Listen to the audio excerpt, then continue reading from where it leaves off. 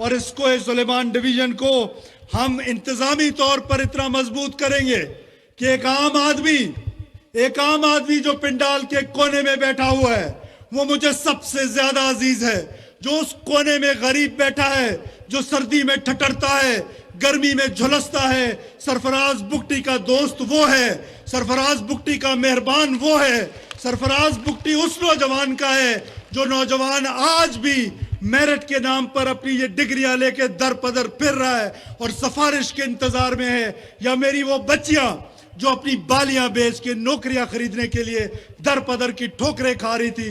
मैंने वादा किया है, आज मैं फिर ये वादा करता हूं कि कोई सुलेमान डिवीजन में सबसे ज्यादा मेरिट होगा, सबसे पहले मैं अपने घर से मेरिट का इफ्तिताह करूंगा, सबसे पहले घर में मेरिट करूंगा, उसके बाद पूरे बलूचिस्तान में मेरिट होगा इंशाअल्लाह ताला। मैं आपके मुस्तकबिल के बारे में, नौजवान दोस्त मेरे यहां बैठे हैं, मेरे सियासी ज़ुमा यहां पर बैठे हुए हैं, मैं तमाम दोस्तों को यह बताना चाहता हूं कि आज बलूचिस्तान एक टर्मोइल से गुजर रहा है। बलूचिस्तान आज एक तारीखी मोड़ से गुजर रहा है।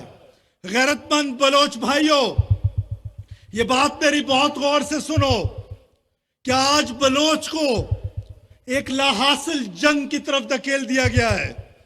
बलोच को प्रोपेगेंडा के जरिए रियासत पाकिस्तान से दूर किया गया है।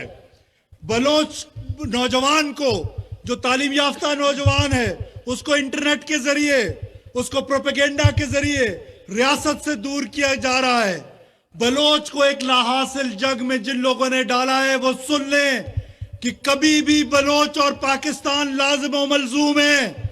आप बंदूक के जोर पे पाकिस्तान को नहीं तोड़ सकते हैं, ना हम आपको तोड़ने देंगे।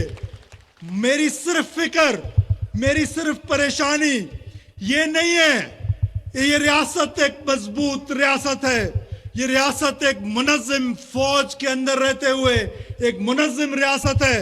आप सब ने देख लिया कि जब अपने से सात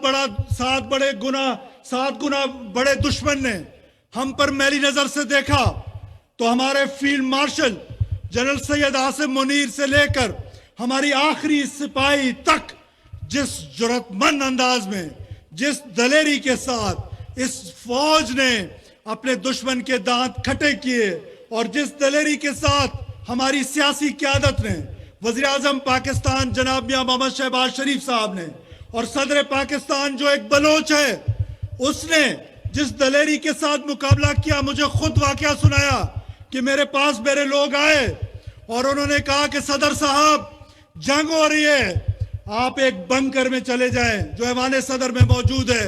उस बलोच सरदार ने कहा, उस बलोच गैरतमंद आदमी ने कहा, मेरा पाकिस्तानी सिपाही बॉर्डर पे जान दे रहे और मैं बंकर में जाऊंगा, नहीं जाऊंगा बंकर में, मैं बंदूक लेके ऐवान सदर में बैठूंगा और मुकाबला करूंगा। इसको हमको तोड़ने की बात कर रहे हैं। आप बलोच खुद सोचे, नौजवानों प्लीज मेरी बात सुनो, आपकी तवस्सुत से बलूचिस्तान भर के नौजवानों से मैं मुखातिब हूं कि हुकूमत की गलतियां हैं, बैड गवर्नेंस है, आपको नौकरी नहीं मिल रही है, आपकी तरक्की में लोग रुकावट है, उसका कसूरवार कोई और नहीं, हम खुद है। रियासत गुनाहगार नहीं है, रियासत एक अजीम रियासत है। इस रियासत ने हमको वो हर चीज दी है जिससे हम तरक्की का सफर तय कर सके। अगर उसमें करप्शन हायल है, उसमें कमीशन भत्ताखोरी हायल है, तो कोई और जिम्मेदार नहीं, हम खुद यहाँ के बसने वाले लोग उसके जिम्मेदार हैं। हमने उस बुराई को जड़ से उखाड़ फेंकना है और इस लाहासिल जंग का हिस्सा नहीं बनना है। इससे हासिल कुछ नहीं होगा, मां सवाए दहशत के, मां सवाए खून खराबे के, मां सवाए इसके कि बलोच और पीछे जा रहा है, बलोच का नौजवान और पीछे जा रहा है। बलोच नौजवानों, हमारी बका पाकिस्तान के साथ है। हमारे हमसाया ममालिक जो हैं, मैं ज्यादा तारीखी तौर पे दूर नहीं जाना चाहता, मुझसे बेहतर आप नौजवानों को पता है कि वो हमेशा से एक्सपेंशन पे बिलीव करने वाले लोग हैं, डीप स्टेट्स है। और अफगानिस्तान में तो पिछले 50 साल से जंग चल रही है। कहां बलोच कौम का गुजारा होना है? इस पाकिस्तान में बलोच कौम ने रहना है, इस पाकिस्तान में हमारा जीना मरना है। पाकिस्तान में ही हमारा बिछोड़ना है। पाकिस्तान ही हमारे लिए है और हम पाकिस्तान के लिए हैं। हम कतन आज मेरे से वादा करें, ये पिंडाल में लोग बैठे हुए हाथ खड़ा करके ये वादा करें कि हम पाकिस्तान के लिए मर मिटेंगे और किसी सूरत इस प्रोपेगेंडा का हिस्सा नहीं बनेंगे इंशाअल्लाह ताला। मैंने एंड में नौजवानों के लिए कुछ लिखा भी है। मैं नॉर्मली लिखी हुई तकरीरें नहीं करता, लेकिन मैंने रात को सुबह फजर के वक्त मेरी आंख खुली तो मैंने इस डिवीजन के नौजवानों के लिए कुछ लिखा है, वो मैं आखिर में आपको बताऊंगा। लेकिन उससे पहले मैं कुछ और चीजें आपको बताना चाहता हूं।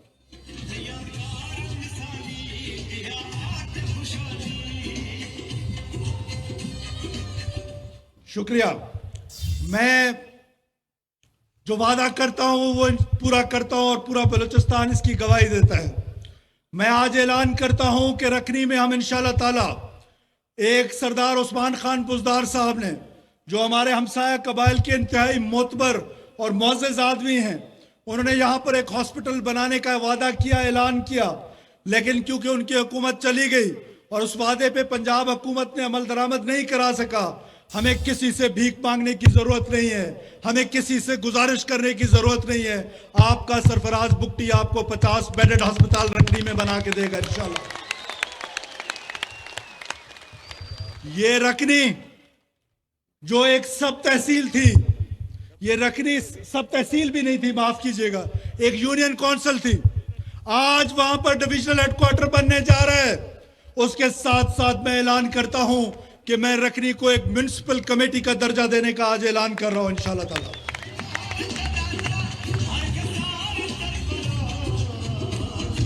और आज नहीं, कल नहीं, परसों नहीं, आज के दिन रखनी के मॉडल बाजार पे काम शुरू होगा और आज के दिन उस पर काम शुरू होगा, कल नहीं। अभी आप इस जलसे से निकलेंगे तो आपको सर्वे टीम्स वहां पे नजर आएंगी जो सर्वे कर रही होंगी और कोई कमीशन माफिया नहीं होगा, इस पर कोई टेंडर नहीं होगा। हुकूमत खुद इस पर काम करेगी ताकि कमीशन माफिया से आपकी जान छुड़ाई जा सके, ताकि इन करप्ट ठेकेदारों से आपकी जान छुड़ाई जा सके। और इंशाअल्लाह ताला सरफराज बुगटी इसकी निगरानी करेगा। रखनी मॉडल बाजार बनेगा। रखनी का बाजार में कीचड़, एक कतरा पानी अगर रुक गया तो सरफराज बुगटी जिम्मेदार है। इंशाअल्लाह ताला उसको हम इस तरह बनाएंगे।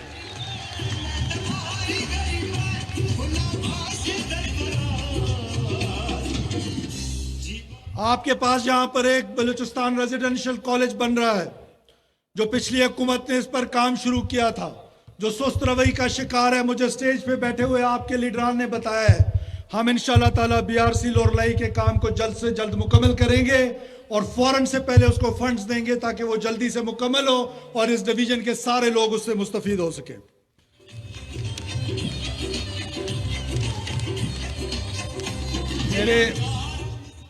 मेरे नौजवान भाइयों, मेरे दोस्तों, मेरे नौजवानों, स्पोर्ट्स कॉम्प्लेक्स चाहते हो ना रखने में, तो हम आपके लिए एक आलीशान किस्म का स्पोर्ट्स कॉम्प्लेक्स रखनी में बना के देंगे। वो स्पोर्ट्स कॉम्प्लेक्स जिसमें आप तमाम खेल जो हैं वो खेल सकेंगे इंशाअल्लाह ताला।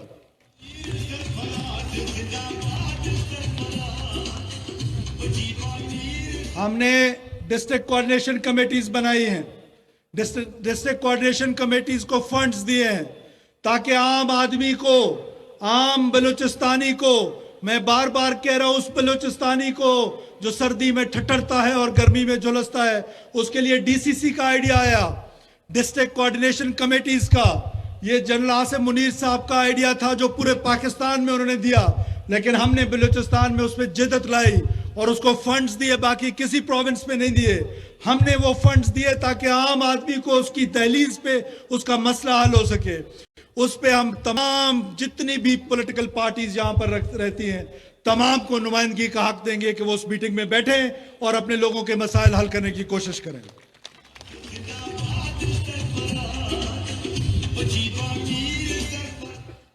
नाहरकोट में एक डैम बना है, मेरे दोस्त यहां पे बैठे हुए हैं नाहरकोट से। वो डैम जो है सिल्ट अप हो गया है और उसकी मुरम्मत, जनाब सदीक साहब, उसकी मुरम्मत जो है वो हमेशा मेरे पास तशरीफ लाते थे और कहते थे कि नाहरकोट डैम की मुरम्मत की जाए। मैं नाहरकोट डैम की मुरम्मत का ऐलान करता हूं इंशाअल्लाह ताला।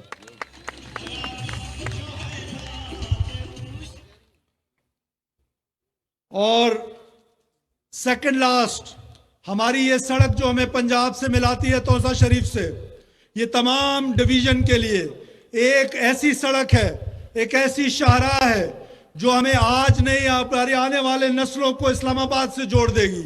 यहां से तौसा शरीफ शायद 113 किलोमीटर है, तौसा शरीफ से डेरा इस्माइल खान 100 किलोमीटर है, और वहां से आगे सिर्फ 200 किलोमीटर इस्लामाबाद है या 300 किलोमीटर है। तो दैट मीन्स कि हम 3-4 घंटों में, अगर ये सड़क बन जाए 4 से 5 घंटों में यहां डिवीजन के लोग इस्लामाबाद हेडक्वार्टर में पहुंचेंगे।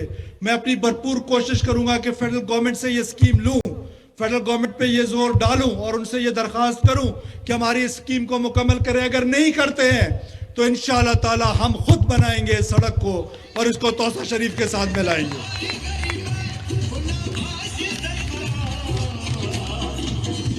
आखिर में रखनी शहर का जो नाम है, रखनी शहर का जो नाम है, रखनी शहर का जो नाम है, ये बिल्कुल ठीक कहा मीरबाज मोहम्मद खान केतरान साहब ने कि रखनी हमारा तारीखी नाम है, वो रहना चाहिए। लेकिन साथ साथ जहां हम इसको म्युनिसिपल कमेटी बना रहे हैं, उस म्युनिसिपल कमेटी का नाम डेरा केतरान होगा इंशाअल्लाह ताला।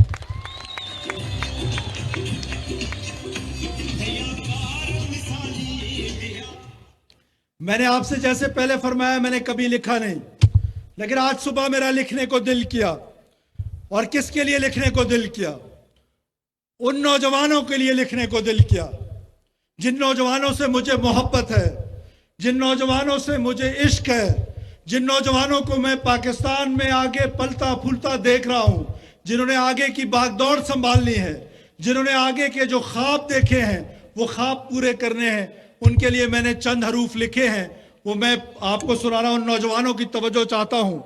ऐ सरजमीन कोहे सुलेमान के नौजवानों, ऐ सरजमीन कोहे सुलेमान के नौजवानों, ये वक्त ख्वाब देखने का नहीं, ख्वाब पूरे करने का है। ये मट्टी तुमसे सवाल नहीं करती, ये तुमसे जवाब मांगती है कि कब उठोगे, कि कब पहचानोगे कि तुम्हारी रगों में वही गैरत का खून है जो तारीख बना रहा है। गैरत वरासत में मिलती है लेकिन तरक्की कमाई जाती है, और जो मेहनत से भाग जाए वो नाम तो पा सकता है मगर मकाम नहीं। याद रखो, अगर हाथों में छाले हों तो समझो तुम दुरुस्त सिमत में हो, अगर नींद कुर्बान हो तो जान लो कि मुस्तकबिल तुम्हारा इंतजार कर रहा है। ऐ नौजवानों, कौमें स्याल स्याल के नारों से नहीं बनती, कौमें किरदार से बनती हैं। ये वक्त है कि तुम कलम को हथियार बनाओ, इल्म को ताकत बनाओ और मेहनत को पहचान बनाओ। कोई तुम्हें कमजोर कहे, कोई तुम पर बिला वजह तनकीद करे तो मुस्कुरा दिया करो और मुस्कुरा के ऐसे जवाब दो जैसे आज मैं जवाब दे रहा हूं।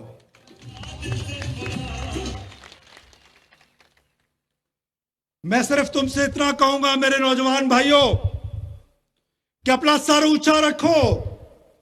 ये कोहे सुलेमान जिस तरह ऊंचा है, ये जादरान का पहाड़ जैसे ऊंचा है, इस तरीके से अपने किरदार को मजबूत करो, अपने किरदार को ऊंचा करो और अपने इरादों को इतना मजबूत करो कि खुदा बंदे से खुद पूछे, बता तेरी रजा क्या है। हम तीनों इजला के लोग कोई स्याल व्याल नहीं है, हम आपस में भाई हैं, हम आपस में भाई थे, हम आपस में भाई रहेंगे और भाइयों की तरह जिंदगी गुजारेंगे जैसा कि इससे पहले हमने गुजारा है।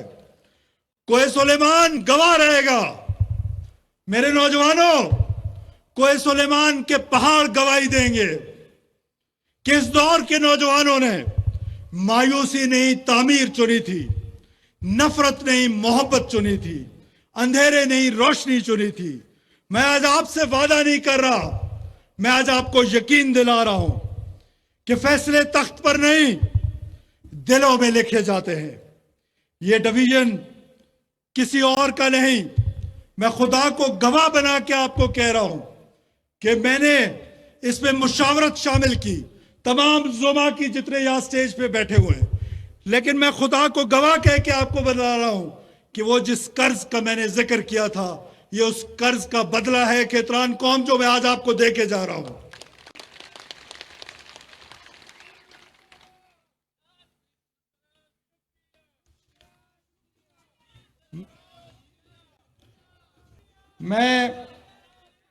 मैं आखिर में एक बार फिर हमेशा से जो मोहब्बतें समेटी मैंने केतरान कबीले से, मरी कबीले से, जरकून कबाइल से, बुजदारों से, लेगारियों से, हमसाया कबाइल में हमारे खानदान को जिस तरीके से, हमारी कौम को जिस तरीके से इज्जत और मोहब्बत देते रहे हैं, आज मैं फिर कर्जदार हूं आपका कि आज आपने फिर यहां पर वो कर्ज अदा किया है। मेरे अपने कौम के जो लोग दूर दराज इलाकों से आए हैं, मैं उनका भी बेहद शुक्रगुजार हूं, सफेद रीशों का शुक्रगुजार हूं, वडेरा साहिबान का शुक्रगुजार हूं, नौजवानों का शुक्रगुजार हूं कि आप लोग इतनी दूर से तशरीफ लाए, गर्शीन कौम के दोस्त तशरीफ लेकर आए। मैं तमाम दोस्तों का शुक्रगुजार हूं। और मेरे जो सबसे अजीज तरीन लोग जो मुझ पर तनकीद करते रहे हैं, और मैं तनकीद को हमेशा अपने लिए मुस्बत समझता रहा हूं, यही तनकीद है जो मुझे सही रास्ता दिखाती है। और मैं आपको अप्रिशिएट करता हूं जो मीडिया के दोस्त यहां पर बैठे हुए हैं कि खुदारा इस तनकीद के सिलसिले को रोकिएगा मत, इसको जारी रखिएगा, मगर सच बोलते रहिएगा, और सच में बड़ी ताकत होती है। मैं रकनी प्रेस क्लब बना हुआ है पहले, हाँ, मैं रकनी प्रेस क्लब ना सिर्फ बनाने का ऐलान करता हूं, बल्कि साथ साथ उसको इस तरह की फंडिंग्स का भी ऐलान करता हूं कि वो खुद कफील हो जाए और उनको ग्रांट मिलना शुरू हो जाएगी। और उनके लिए एक हाउसिंग कॉलोनी का भी ऐलान करता हूं जहां हम डिविजनल हेडक्वार्टर्स के लिए कोयटा के लिए बना रहे हैं।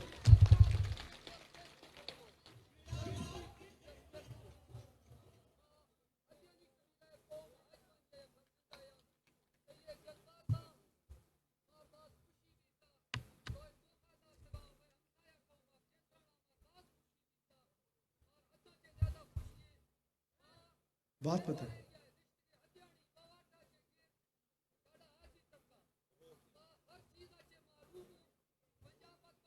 कितने किलोमीटर आपका 7 किलोमीटर सड़क है। 7 किलोमीटर सड़क का मसला है। आपकी सड़क को इंशाल्लाह ताला फेजेस में बनाएंगे। पहले फेज में 10 किलोमीटर बनाएंगे और दूसरे फेज में 10 किलोमीटर बनाएंगे।